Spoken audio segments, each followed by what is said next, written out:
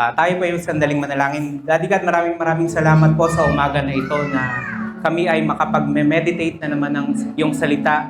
Alam namin, Lord God, na wala kaming ibang makikita, wala kaming ibang masusumpungan kundi yung si Jesus, pure Jesus sa scripture at hindi sa salita ng kahit na sino.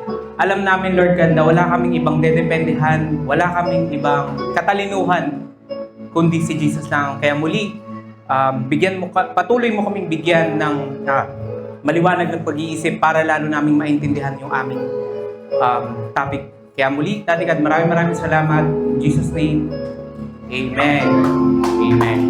So, sino po dito yung naka-attend last week? Amen.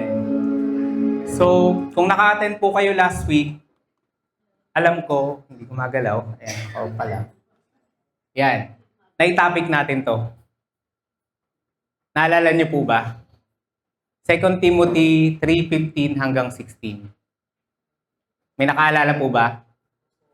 So, ayun po. Kung hindi niyo po napanood yung, or wala kayo dito, nung last Sunday, pwede po nating balikan yung teaching. Punta lang po tayo sa ating Facebook page. Nandun po yung live stream. Tapos meron po yung version sa YouTube. So kung gusto nyo po, mas malinaw po yung sa YouTube.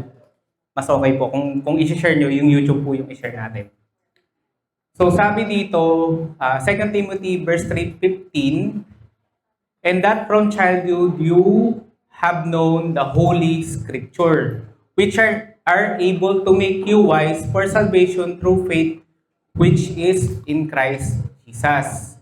So pag binalikan natin yung Holy Scripture, sabi ng Holy Scripture, ang meaning po niyan, Hieros Gramma. Sabihin nyo nga po, Hieros Gramma. Phases, sentence, subject matter.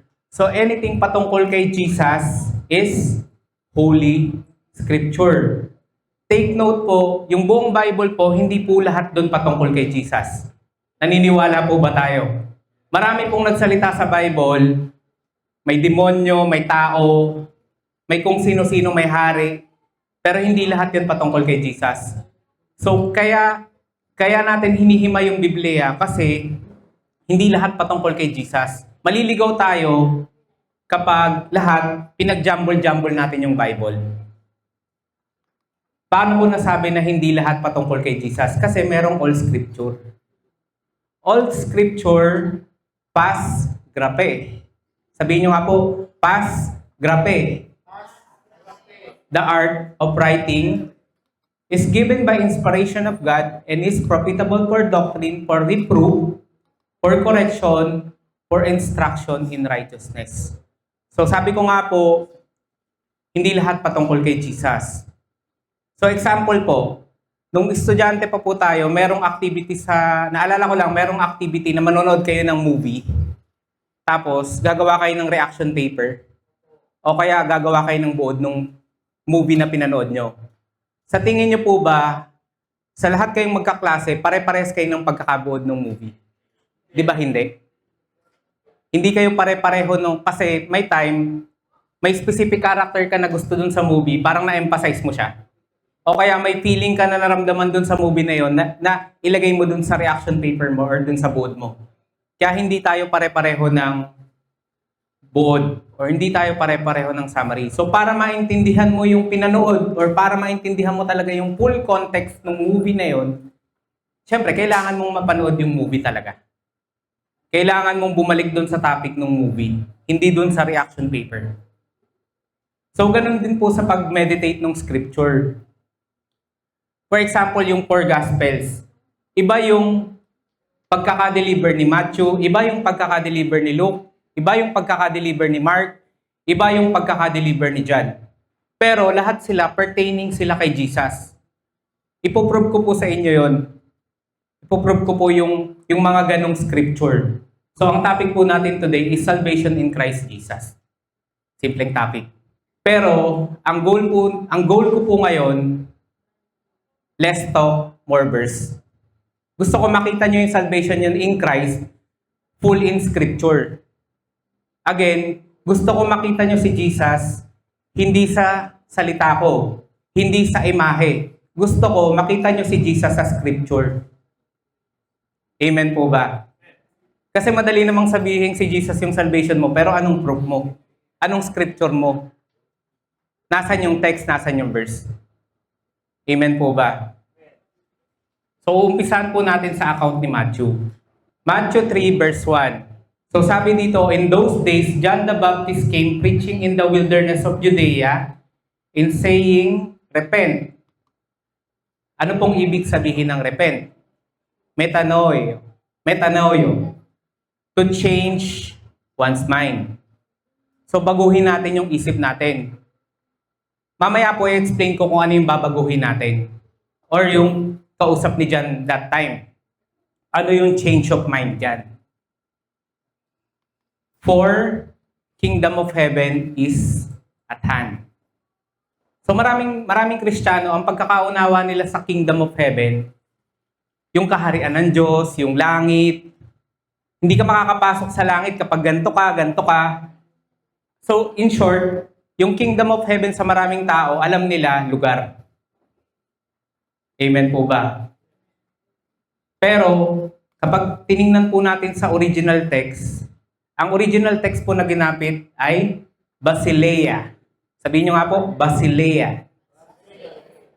Kaya po kailangan po natin siyang kunin sa original text kasi kung babasahin lang natin siya sa English, maliligaw talaga tayo kasi ang tingin natin lugar. So anong ibig sabihin ng Basileia? Royal power, kingship, dominion, rule. So in short, hindi siya lugar. Ibig sabihin, authority siya. Kingship siya. Amen po ba? So ang sinasabi dyan, yung kapangyarihan, yung authority, yung kingship ng heaven ay at hand, ibig sabihin malapit nang dumating. Nasusundan pa po ba? Amen. Kingdom, basile, not to be confused with the actual kingdom but rather the right or authority to rule over kingdom. Again, hindi siya place, hindi siya lugar, authority po siya. For this is he who has spoken by the prophet Isaiah, the voice of the one crying in the wilderness, prepare the way of the Lord, make his path straight. So dito po sa verse na to, siningit bigla yung prophecy ni Isaiah. Mamaya po, hihimayin natin yung prophecy na yan. Para kanino ba yan? Patungkol ba yan saan? Pero take note lang po, nilagay ko siya dyan para aware kayo na meron niyang hula. Meron niyang prophecy sa Lumang Testamento. So kung nasa Lumang Testamento siya, ibig sabihin, may kailangang matupad. Kasi hinula nga siya. May kailangang ma-meet, di ba? Then Jerusalem, all Judea, and all the region around the Jordan went out to him and were baptized by him in the Jordan, confessing their sins. So again, si John the Baptist po itong pinag-uusapan natin nag-preach po siya sa wilderness. Tapos nagbabaptize siya sa mga tao doon. Nung nagbabaptize siya, nagko-confess yung mga tao, confessing. So paano ba natin, sa English, paano nyo ba naintindihan yung confessing?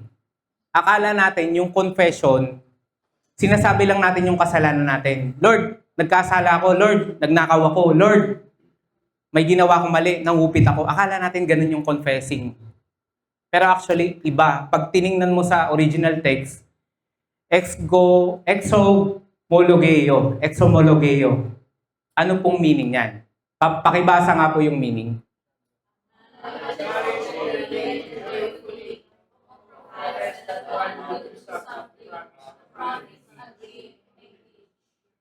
So ang sabi dyan, ina-acknowledge mo openly, joyfully. Lord, nagkasala ako. Lord, nagkamali ako. Nang may joyful, na naniniwala ka, merong promise, merong agreement. Naniniwala ka na kino-confess mo na pinatawad ka. Naniniwala ka na kahit nagkasala ka, may isang agreement sa Diyos. Yun po yung ibig sabihin ng confession. So sa panahon natin ngayon, mag-jump po tayo. Paano tayo, nung narinig natin yung gospel, nung na-born again tayo, paano tayo nag-confess? Paano po kayo nag-confess? Ako po, share ko lang, nung nag-confess ako, ang revelation sa akin, Lord, hindi ko kaya sa sarili ko, ikaw yung kapatawaran ko. Ganun po yung naging confession ko. Hindi ko na po binilang lahat ng mali ko kasi alam ko ang dami kasi. Hindi ko kayang isa-isa lahat, pero ang alam ko, ang kapatawaran ko si Jesus. Ganun po yung confession. Hindi mo kailangang i-elaborate. Kailangan mo lang i-declare kung sino yung kapatawaran mo. Amen po ba? Their sins. But when he saw many of the Pharisees and Sadducees coming to his baptism, he said to them, "Brood of vipers." So sabi ni Matthew, ang nakita niya, Pharisees and Sadducees. Mamaya po, hihimay natin siya sa ibang manunulat. Kung Pariseo ba talaga at Sadducees ba talaga yung nandun, yung nakakita, yung sinabihan ni John or hindi. Who warned you to flee thereat to come, therefore bear fruit worthy of repentance. I-explain ko po uli yung fruits worthy of repentance, and do not think to say that yourself we have Abraham our father, for I say to you that God is able to raise up children Abraham from their stone. Explain ko po yan lahat mamaya. I indeed baptize you with water unto repentance, but he who is coming after me is mightier than I, whose sandals I am not worthy to carry. He will baptize you with the Holy Spirit and fire. Take note po, capital H po yan. Anything na capital po, He pertaining to Jesus Christ. Mamaya, dadaanan natin lahat yan. With the Holy Spirit and fire. So, ano pong meaning ng fire? So, kung ako po, kokontrolin ko kayo, kung ititweak ko yung gospel, ganito ko po yan ipipreach. Fire, kaya binautismo na tayo ng apoy ng Diyos. Ano ba yun? Kaya pag-alabin natin yung mga sarili natin para maglingkod sa gospel, para magbigay. Out of context na po, di ba? Pinupoint ko na kayo sa gagawin nyo. Pinupoint ko na kayo sa mga sarili nyo. Kapag ganun ko po siya preach, marami nagpipreach ganun eh. Dadaanan si Jesus, ibabalik ka dun sa gagawin mo, hindi mo alam, kinokontrol mo na yung tao. Blessed na kayo, dapat maglingkod kayo. O, ang sarap pakinggan, di ba? Nakaka-motivate, pero mali. Out of context ka na. Kasi hindi naman ikaw yung topic dyan. Mamaya, i-explain ko din kung ano yung fire. Pasensya na mamaya kasi ayoko na isang book lang yung pagbabasehan natin. Dapat pagbasehan natin yung buong scripture. Buong story niyan. Kasi maliligaw tayo pag hindi. Kung kay Matthew lang yung i-meditate natin. So, pakitandaan lang po, baptize you with the Holy Spirit and fire. Pakitandaan po yung fire. Then Jesus came from Galilee to John at the Jordan to baptize by him, and John tried prevent him, saying, I need to be baptized with you, and you are coming to me. But Jesus answered and said to him, permit to be so. Now for thus it is fitting for us to fulfill all the righteousness that he allowed him. So, sabi ni John dito, bakit kita babautismohan? Dapat ako yung bautismohan mo, Jesus. Diba? Pero si Jesus, nagpabaptize siya kasi may kailangan siyang i-fulfill. So ano po ba yung baptism? Alam nating baptism. Ako, personally, nung nasa old church pa tayo, pag sinabing baptism, sinasabi doon, public declaration ng paniniwala mo sa Diyos. Ewan ko kung ganun yung pagkakaunawa nyo, pero ganun yung na-share sa akin dati. Pero, kung babalikan natin yung baptism sa Old Testament, actually, walang baptism sa Old Testament. Alam niyo po kung saan kinuha yung baptism? Kapag nagkakaroon ka ng sin offering, kailangan mong labhan yung damit mo, kailangan mong maligo bago ka mag-sin offering. Doon po kinuha yung baptism.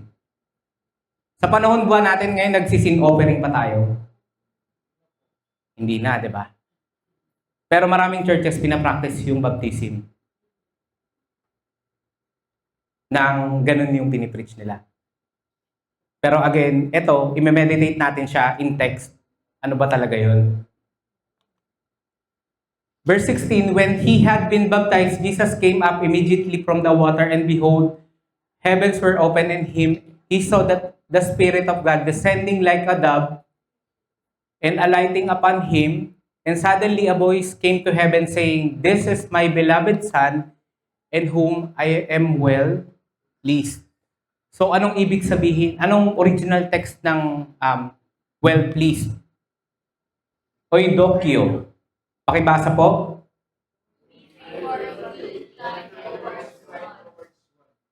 So again, yung favor ng Diyos na kay Jesus Christ. Kung may favor ka, may authority ka. Laging ina-example dito, for example, yung traffic enforcer na payatin. Pag pinatigil ka nun, dahil naka-uniforme yon, may authority yon para pahintuin ka. Same authority. Si Jesus, authorize siya ng Panginoon. Nasa kanya lahat ng blessing. Nasa kanya lahat ng favor. Amen po ba? So natapos na po yung Matthew. Yun po yung pagkaka-deliver ni Matthew dun sa story na yon. So ngayon, tingnan naman natin siya sa Mark. Para makita natin paano siya kwento ni Mark. Amen po ba? The beginning of the gospel of Jesus Christ, the Son of God. Kay Mark po, rekta, sinabi niya dito, gospel of Jesus Christ. Kay Matthew, wala. Kay Matthew, ang sabi lang niya, si John, nagbautismo siya, nagpreach siya. Pero dito, diretso, sinabi ni Mark, ito yung gospel ni Jesus Christ. Nakita niyo po ba? Anong meron, di ba? Ano ba yung gospel of Jesus Christ sa buong context nito? It is written in the prophet, "Behold, I send my messenger before your face, who will prepare your way before you." The voice one crying in the wilderness, "Prepare the way of the Lord, make his path straight."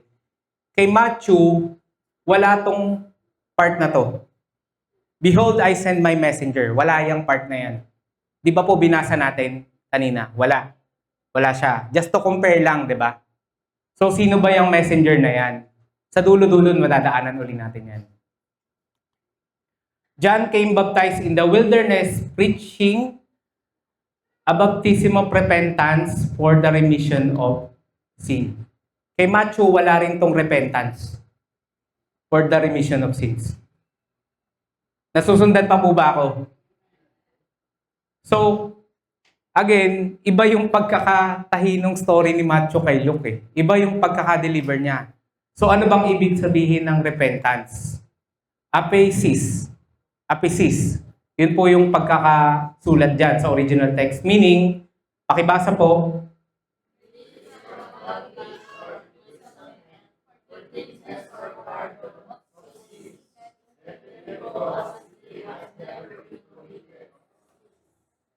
In short, pinalaya sa pagkakamali, pinatawad. Yun po yung sinasabi ng remission. Forgiven.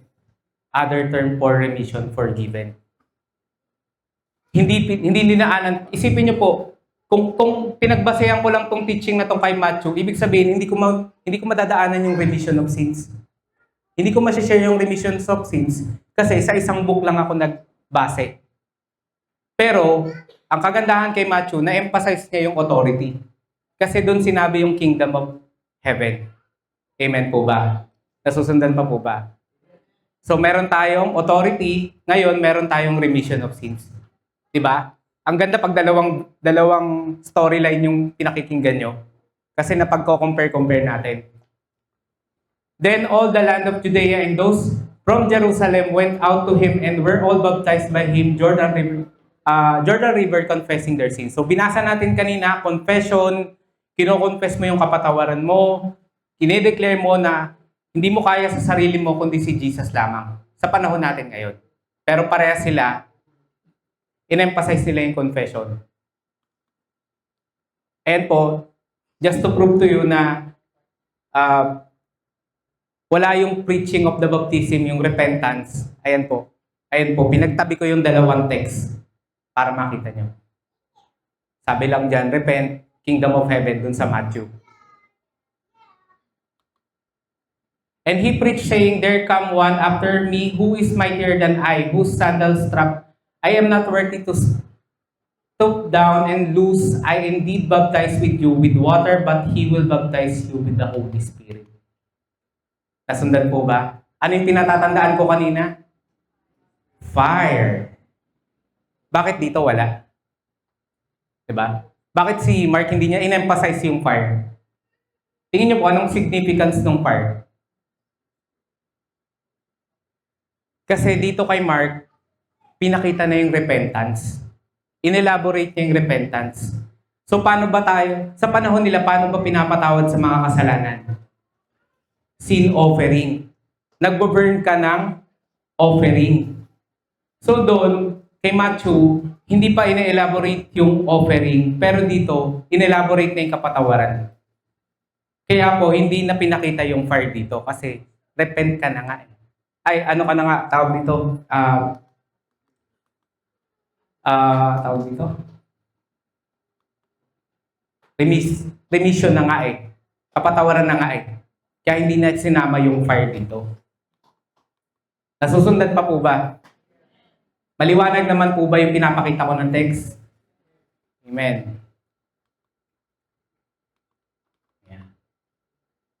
Ayan. Pinakita ko din dito. Hindi inelaborate yung fire. Kasi inelaborate ni Mark yung forgiveness. So again, kung ipipreach ko yung fire, ang dami kong pwedeng gawing kwento dun. Ang dami kong pwedeng gawing istorya. Ang dami kong pwedeng gawing pagbalik-balik ta rin ko yun para kontrolin kayo, para ituro kayo dun sa dapat nyong gawin. Pero yun ba yung sinasabi ng scripture? Hindi, di ba? Yung part is kapatawaran nyo ng kasalanan nyo. Gets po ba? Nasusundan pa po ba? Amen. Sabi sa verse 18, yan, balikan ko lang to. Matthew 28, post-cross na to, napako na si Jesus Christ, papunta na po siya sa langit. And Jesus came and spoke to them, saying, all authority has given to me in heaven and on earth. Go therefore and make disciples of all nations, baptizing them in the name of the Father and of the Son and of the Holy Spirit, teaching them to observe all things I have commanded you. Though I am with you always, even to the end of the ages. So yung baptism dito, once na nampalataya ka na kay Jesus, once na nagpakasakop ka na dun sa authority ni Jesus Christ, you are baptized, Father, Son, Holy Spirit. One. Hindi na po baptism ng water. Amen po ba? Kanina baptism of Holy Spirit at fire lang. Sino ba yung sinisignify ng fire, ng burnt offering? It's Jesus Christ. Pero dun sa post-cross, pinagtagumpayan ni Jesus lahat, complete na. Father, Son, Holy Spirit na. Amen po ba? Yan. Medyo tahimik na sila. Nagigets pa po ba ako? Amen. O, nakadalawang book na po tayo. Kaya pa po ba? Pangatlong book na po to. Nasusundan pa po ba ako? So, recall natin uli Kay Matthew, ang in-emphasize, authority. Kingdom of heaven. In-specify doon, fire. Which is nagsisignificant, ang message nun is burnt offering, kapatawaran ng kasalanan. Kay Mark, ang in-emphasize niya, kapatawaran, remission of sins. Yun yung in-elaborate niya doon. Kay Luke, ano kaya yung message niya? Ready na po ba tayo? Ano bang message ni Luke? Paano niya ba kwinento tong story na to? So, etong kay Luke, ano siya nung binabasa ko siya, marami siyang introduction.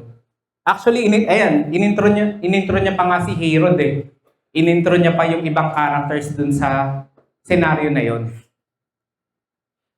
Yun nga, na-try nyo na po bang manood ng movie na ang daming pinapakilalang characters? Ganun po si Luke. Inikwento niya yung mga tao, yung mga background ng mga tao.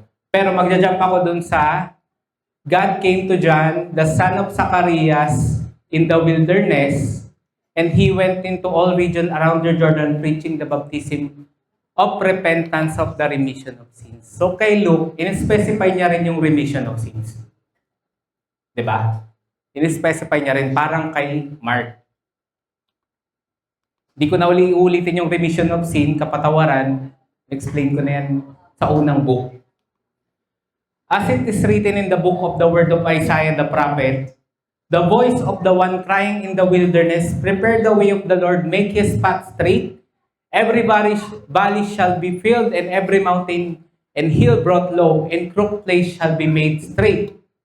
As it is written in the book of the word of Isaiah the prophet, saying, the voice of one crying in the wilderness, prepare the way of the Lord, make his path straight.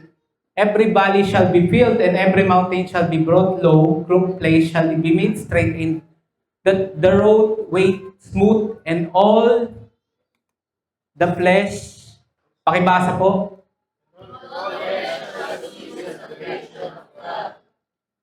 Nabasa po ba natin yun dun sa dalawa? Wala, di ba? Kay Matthew, walang inelaborate na ganyan. Kay Mark, wala ring inelaborate na ganyan. Pero si Luke, in-emphasize niya yung salvation of God. So, again, iba yung pinoint ni Luke, salvation. Tapos, masyadong mahaba yung kinuha niyang text dun sa Isaiah compared dun sa dalawa. Diba? Pero, para maunawaan natin, para ma-absorb natin, ano ba talaga yung salvation of God, balikan natin si Isaiah. Ano ba talaga yung sinasabi ni Isaiah dyan? Bakit nasama yung quote na yun dun sa story? So basahin natin, Isaiah 14, comfort, yes, comfort my people. Say your God, speak, comfort to Jerusalem, and cry out loud to her, that her warfare is ended, that her iniquity is pardoned. Di ko ata na-highlight, iniquity, pagsalansan, ay tapos na, pardon na, pinatawad na. For she has received from the Lord hand double for all her sins. So yung mga tao dito, yung mga Israelites, umiiyak na sila. Kasi imagine niyo po, kung sa panahon natin nangyari yun, kapag umabsent ka, babatuhin ka, umiiyak na po sila sa bigat ng batas. Umiiyak na po sila sa hirap ng condemnation. Dahil sa kautusan. Dahil sa demand. Yun po yung sinasabi ng Isaiah. Tapos sinabi dyan, pininopisay dyan na natapos na yung panahon na yun. Natapos na yung panahon ng paghihirap nyo. The voice of one crying in the wilderness, prepare the way of the Lord, make straight. So, sabi dyan, matatapos yun kasi may darating na. Darating na yung Messiah sa wilderness. Prepare the way of the Lord, make straight in the desert a highway for our God. Every valley shall exalt, and every mountain and hill brought low. The crooked place will be made straight, and the rough places smooth. Ito po yung maganda dyan. The glory of the, pakibasa po, Isaiah.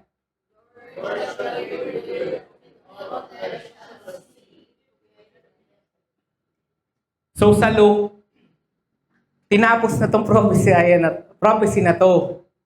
Dito, i-rebuild pa lang. Sa Isaiah, sinabi niya dito, i-rebuild pa lang. Sa Luke, ni-rebuild na. Ni-rebuild na yung salvation of God. Nakikita po ba natin yung verse? Diba? Ibig sabihin, may pinagbasihan yung Luke 3.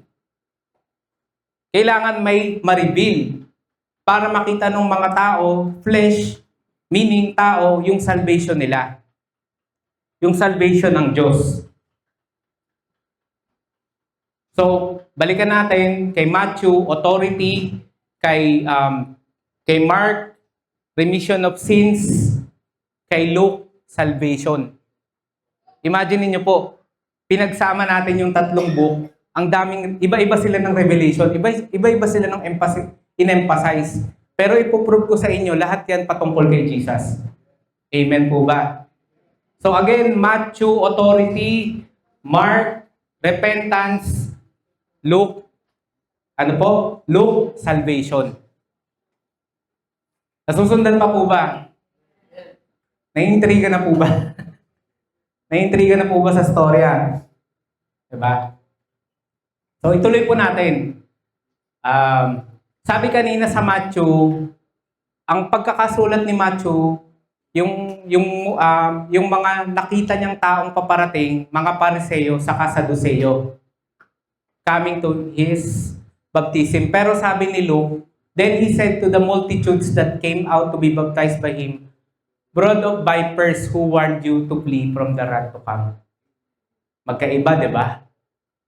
Sabi nung isa, Pharisees, saka Sadducees. Sabi nung isa, multitudes. So ano ba talaga yung tama dyan? So para makita natin kung anong tama dyan, dapat may pagbasehan tayo. Na text uli. Kukunin natin sa context uli. Kasi kung sasabihin ko, pipili lang ako, mag-iinimay mo ako dyan, may pinapaboran tayo. Diba? Kasi namili ka na lang eh. Siguro mas malakas sa akin si Matthew. Mas gusto ko yung pagkakasulat ni Matthew. Sige, si Matthew na lang yung tama. Hindi po ganun yung Bible. Kailangan may basehan. Hindi ko pwedeng sabihin na yan yung tama sa sarili ko lang. Sarili kong interpretation yun pag ganun yung ginawa ko. Amen po ba? Wala sumasagot. Amen po ba? Gising pa po ba kayo? Amen, Pastor. Si Pastor Jeremiah. Yan. Sige, tuloy po natin yung story Therefore, bear fruit worthy of repentance, and do not begin to say yourself, we have Abraham our father. For I say to you that God is able to raise up children to Abraham from this stone. So the people asked him, saying, what shall we do then? He answered and said to them, he who has 2 tunics, let him give him to him who has none, and he who has food, let him do likewise. Then tax collector also came to be baptized and said to him, Teacher, what shall we do? And he said to them, collect no more than what I appointed to you. Likewise, the soldier asked him, saying, and what shall we do? So he said to them, do not intimidate anyone or accuse false, and be content with your wages. O akala ko ba wala nang kautusan? Akala ko ba wala nang mabuting gawa? Kasi nasa salvation na tayo eh. Kasi nasa remission na tayo ng sins eh. Pero bakit ganun yung sinabi ni John? Fruit worthy of repentance. Ano po yung fruit worthy of repentance? Pag sinabing repentance, again, change of mind. Kapag binago mo na yung isip mo, bumaliktad ka na dun sa dati mong practices, sa dati mong pagkaunawa sa Diyos, kusang loob na lang, kusa na lang na mababago ka, kusa na lang nagagawa ka ng mabuti. Hindi mo namamalayan. Naniniwala po ba tayo? Kapag binago ka ng Diyos, hindi ka nagtatrying hard para gawin yung isang bagay.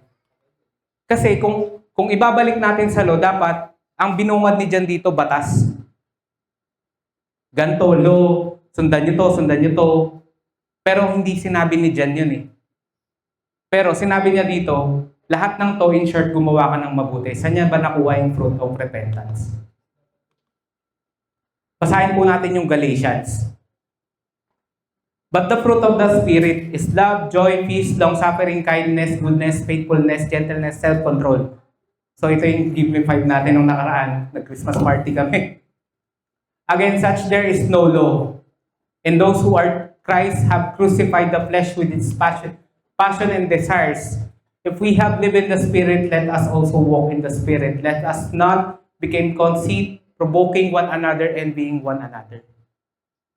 So kung na kay Christ ka na, kahit walang batas, gagawa ka ng mabuti. Kahit walang nakakakita sa'yo, gagawin mo yung tama kasi na kay Christ ka na, satisfied ka na. Alam mo nang pinatawad ka. Maraming tao akala nila, kapag pinatawad sila, lisensya na yun para magkasalak sila. para hindi na lang gumawa ng tama. Pero mali po yun. Hindi po yun yung sinasabi ng context natin. Ang sinasabi po dyan na kay Christ kayo, gawin nyo siya effortlessly. Kasi yun yung fruit na pinagpala kayo. Fruit na lang yun. Application na lang yun, kumbaga. Kung hindi nyo natutunan, hindi nyo maa-apply. Kaya po nandito tayo, hindi kayo nandito para i-motivate ko.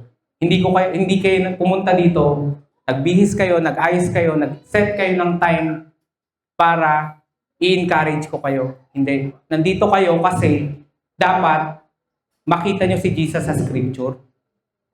Kasi pag nakita nyo si Jesus sa scripture, may i-apply nyo yun sa buhay nyo. Kami po, practice namin na mag-partner.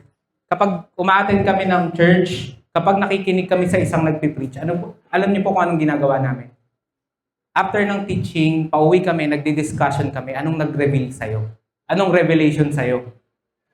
Tanungin niyo po yung asawa ko, tanungin niyo po si Sarah, tanungin niyo po yung mga taong sumasabay sa amin pag umuwi kami. Ganun po yung discussion namin pag umuwi kami. Kasi, sa totoo lang, kahit anong sabihin ko dito ngayon, kung hindi niyo naman ma-absorb, hindi niyo naman ma-apply, hindi niyo naman makikita, nasa sa inyo po yun, hindi po sa akin. Yan, tahimik sila. Nakumuntin ka na naman, pastor. Naiintindihan po ba? Amen. So, balikan po natin, sabi ni Luke, may salvation, after salvation, kaya ka nakakagawa ng mabuti. 'Di ba? Nauna yung salvation bago yung paggawa ng mabuti. Pero sa batas, gagawa ka ng mabuti para masabi mong safe ka. Magkabaliktad po yun. Amen po ba? So tuloy po natin, now that as the people were expectation and all reason in their hearts about John, whether he was the Christ or not. So nagdidiskusyon na yung mga tao kung si John the Baptist ba yung sinasabing Kristo? John answered saying to all, indeed, I baptize you with water, but the one mightier than I is coming, whose sandals strap I am not worthy to loose. He will baptize you with the Holy Spirit and fire. Inelaborate din dito yung fire. So kay Luke, may remission of sins na, meron pang salvation, may Holy Spirit and fire pa. Inelaborate niya rin yung fire dyan. Pero, hindi niya na-emphasize yung authority. Kung paano in-emphasize ni Matthew. 'Di ba? Yung, again, kingdom of heaven. So again, kung kay Luke ko lang ito pinagbasehan, hindi niya nakita yung authority. 'Di ba? Medyo kompleto si Luke, pero may lack pa din. Kulang pa din. Kasi, hindi kayang isulat talaga yung lahat ng ginawa ni Jesus. Yung lahat patungkol kay Jesus. Ng isang tao. Lalo na ng isang tao lang. And with many other exhortations, he preached to the people. But Herod the Tetrarch, being rebuked by him concerning Herodes, his brother, daanan ko lang to. Ito yung reason kung bakit pinaputulan ng ulo si John. Na-offend si Herod. Yan. Dinaanan ko lang. Kasi kasama siya dun sa story. Pero yun yung reason.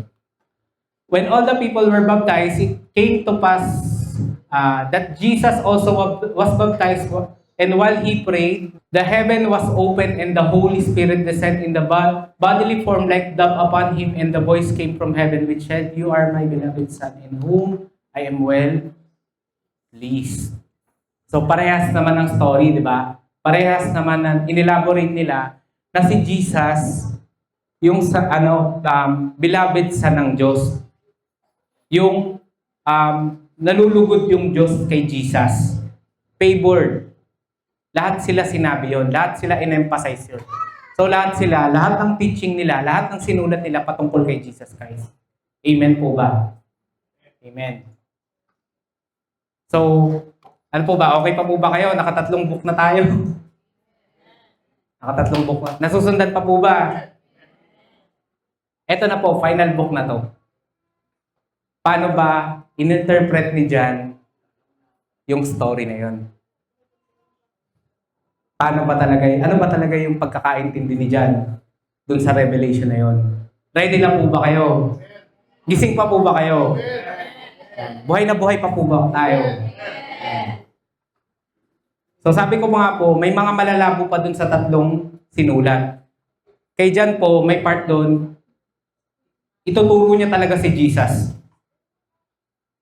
Mamaya po, isa-summarize natin lahat to. O, basahin po uli natin. Kay Mark, may introduction pa, the Gospel of Christ, na kung naalala niyo po, pero kay John, wala, diretso. Kasi, dito, nakasunod-sunod to in the beginning, diretso na kagad si John, si Jesus ay Diyos. Kung babasahin niyo po yung mga nasa taas na verse. John 1:19. Now this is the testimony of John, when the Jews sent priests and Levites from Jerusalem to ask him, "Who are you?" He confessed and did not deny, but confessed, "I am not the Christ." So kay John, ang introduction niya, may nagtatanong na kay John the Baptist, ikaw ba yung Kristo? Di ba? Magkaiba yung ano nila. Magkaiba yung kung paano lang sinimulan tong story na to. And they asked him, "What then? Are you Elijah?" He said, "I'm not." "Are you the prophet?" He said, "No." Then they said to him, "Who are you then, that we may give an answer to those who sent us? What do you say about yourself?" He said, "I am the voice of one crying in the wilderness, make straight the way of the Lord, as the prophet Isaiah said." Sabi niya dyan, I am. Huwag niyo pong mamimisinterpret. Ang nagsasalita po dyan, si John the Baptist. Kaya susundan pa po ba yung story? Kasi sa Bible, pag sinabing I am, ang pagkakaintindi ng marami, Diyos. Hindi. Ipoprove ko sa inyo na hindi yung Diyos yan. Si John the Baptist yan. Kasi, sabi dito, pagbabalikan natin yung Mark 1 verse 2, "Behold, I send my messenger before your face who will prepare your before you." So, nandun na si John. Siya yung messenger. Siya yung nauna patungkol kay, bago dumating si Jesus Christ, na nagsishare patungkol kay Jesus Christ. Kaya po nasabing, I am my messenger. Siya yung messenger. Siya yung mensahero. Paano ko nasabi na siya yung mensahero? Mamaya, papakita ko. For those who were sent were from the Pharisee, and they asked him, saying, "Why then do you baptize if you are not the Christ, nor Elijah, nor the prophet?" John answered and then saying, "I baptize." Kaya niya nasabi yon, "I baptize with the water, but there stand one among you who do not know. It is he who coming after me. I prepare before him those sandals strap. I am not worthy to loose. These things were done. Bethabara beyond and Jordan where John was baptized." So yun yung reason bakit sinabi ni John na nagbabautismo ako sa tubig, pero may darating nasusunod sa akin. Which is dun sa tatlong binasa natin na book, tatlong gospel na nauna, hindi na in-explain kung ba't nasabi ni John yun. 'Di ba? Kasi hindi naman in-specify dun na may susunod sa akin. Dito in-specify. The next day, John saw Jesus coming towards him and said, "Behold, the Lamb of God who takes away the sins of the world." Pakibasa po uli. Behold, the Lamb of God who takes away the sins of the world. Tama ba yung summarization natin? Lahat ba yung sinabi kong dinaanan natin na inelaborate ng mga unang nag-preach, unang nagsulat, lahat ba yun patungkol kay Jesus? Again, kay Matthew, inelaborate niya yung authority, kingdom of heaven. Sino ba yung may authority para mag-take away ng sin? Si Jesus. Sino ba, pag tinake yung sin mo, may repentance ka na, pinatawad ka na, you are not under curse. Sino ba yon? Si Jesus yon. Which is inelaborate ni Luke. Amen po ba?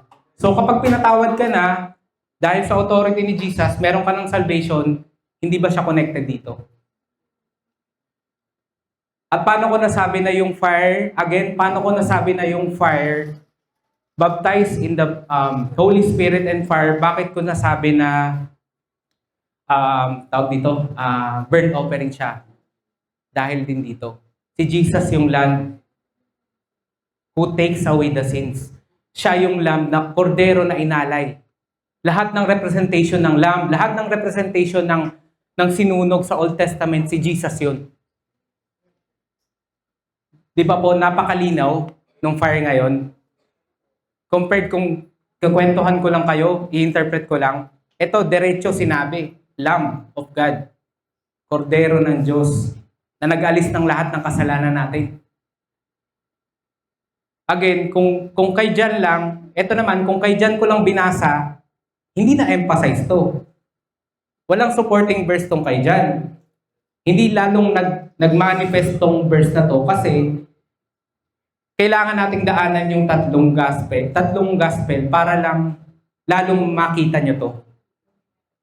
This is He, siya yun, whom I said, after me comes a man who is prepared before me. For he was before me. I did not know him, but that he should be revealed to Israel. Therefore I came baptizing with water. Revealed to Israel. Again, yung binasa natin, Isaiah, sila, yung mga tao, yung mga Israelite, umiiyak na sila kasi hindi na nila kaya yung kautusan. Kailangan may ma-reveal sa kanila para makita nila yung salvation nila. Nasusundan pa po ba? Diba? Napakalinaw po eh. And John bore witness saying, I saw the Spirit descending from heaven like a dove, and he remained upon him. I did not know him, but he who sent me to be baptized with water said to me, upon whom you see the Spirit descending and remaining on him, this is he who baptized with the Holy Spirit, and I have seen and testified that it is the Son of God. So siya yung Diyos. Siya yung anak ng Diyos. Tinitestify ko sa inyo. Pinapatunayan ko sa inyo na siya yun. Lahat ng sinulat doon sa 4 na gospel na yun, patungkol dito sa story na yun, lahat yun patungkol kay Jesus. Wala kang parte doon. Wala tayong parte doon. Babalikan ko lang kanina kay Mark, sabi niya, Gospel of Christ. Ito yung kabuuan ng Gospel of Christ. Ang Gospel of Christ, ang goal nun, makita mong save ka na. Makita mong pinatawad ka na. Makita mo yung authority ni Jesus Christ. In short, makita mo si Jesus Christ. Hindi pagyamanin ka. Hindi pagpalain ka. Akala natin, pupunta tayo sa church, ang motivation natin pagpalain. Actually, ang motivation mo, makita mo si Jesus. Kasi pag nakita mo na si Jesus, nakita mo na yung kapatawaran mo. Nakita mo na yung salvation mo. Paano ka magpapasakop sa isang bagay na hindi mo naman naiuunawaan talaga? Paano mo masasabing yung authority ni Lord kung hindi mo yun nakita sa scripture? Baka hindi ka na sa Diyos nagpapasakop, baka sa tao na. Baka na ini-interpret na nung nagpipreach, sariling interpretation na, kinokontrol ka na, minamanipulate na yung gospel pero hindi mo pa rin nauunawaan kasi hindi mo nakita sa scripture. Again, kaya kayo nandito para matuto. Kaya kayo nandito para kapag may napanood kayo sa Facebook, kayo mismo mapipinpoint nyo ano yung tama, ano yung mali. Base sa scripture. Kasi kung nakabase lang tayo sa sinasabi ko, opinionated masyado yun. Opinion ko lang yun. Sasabihin ko sa napanood ko malito, pero anong basehan mo? Marami nagpipreach, dinadaan sa lakas, dinadaan sa pasigaw-sigaw, sa bango ng salita, pero hindi dinadaan sa scripture. And all flesh shall see the salvation of God. Balikan ko lang po, ayan. Behold the Lamb of God who takes away the sins of the world. Again, yung salvation, siya si Jesus. Malinaw naman po ba? Clear naman po sa 4 na gospel na dinaanan natin. I doubt na hindi nyo nakita si Jesus sa scripture. Nakita naman po ba natin? Na-bless po ba tayo? So, last po, pag may authority, anong meron? Merong power. For I am not ashamed of the gospel of the Lord, for it is the power of God unto salvation. Magkaiba po ba ng gospel si Paul saka sila Matthew, Mark, Luke, and John? It's the gospel of Christ. It's the gospel of salvation. Parehas po sila ng pinipreach. Parehas sila ng kapangyarihan. It's all about Christ. So hindi natin masasabi na iba yung Jesus sa iba yung Jesus para sa mga Hintil, saka iba yung Jesus para sa mga Hebrew. Kasi malino naman po, may text tayo. 'Di ba? So, ayun lang po, actually tapos na ako. Salvation in Christ Jesus. Marami pa po yan. Actually, ang next dyan, kapag binasa niyo po yun, sinubok si Jesus ng demonyo. Yun na po yan. Akala niya, makukuha niya yung authority ni Jesus Christ. Pero actually, hindi. Kasi si Jesus, He already is authorized. Amen po ba? So, sige po, saglit po tayong manalangin. Daddy God, maraming salamat po sa pribilehiyo na ito na makita si Jesus sa Scripture. Makita namin yung pagpapala namin kay Jesus Christ. Makita namin yung salvation namin, yung provision namin, yung kapatawaran ng aming mga kasalanan. Lord God, lahat kami ay nagpapasakop dun sa authority mo. Alam namin na wala kaming ibang makikita kundi si Jesus lamang, dahil alam namin lahat ng kapangyarihan sa langit man o sa lupa ay nasa Kanya na. Daddy God, alam namin na lahat ng nakarinig, ma-share nila yung gospel kung paano namin nakita si Jesus sa Scripture. Lord God, patuloy mo kaming bigyan ng lakas para ma-share namin yung mga salita. I declare, Lord God, sa lahat ng nag-work, sa lahat ng may business, wala silang ibang didependehan, wala silang ibang priority tuwing Sunday kundi ikaw lang. Wala kaming ibang priority kundi makita si Jesus every Sunday, Lord God. At walang ma-share kundi yung pangalan mo lamang. At Lord, alam namin na sinecure mo na tong church na to. Sinecure mo na kaming lahat patungkol kay Jesus. Dahil alam namin, Lord God, na wala kaming ibang dinedependehan kundi ikaw lamang, Lord God. At Lord, sa darating na mga events, sa darating na taon, wala kaming ibang maitaas kundi yung pangalan mo lamang.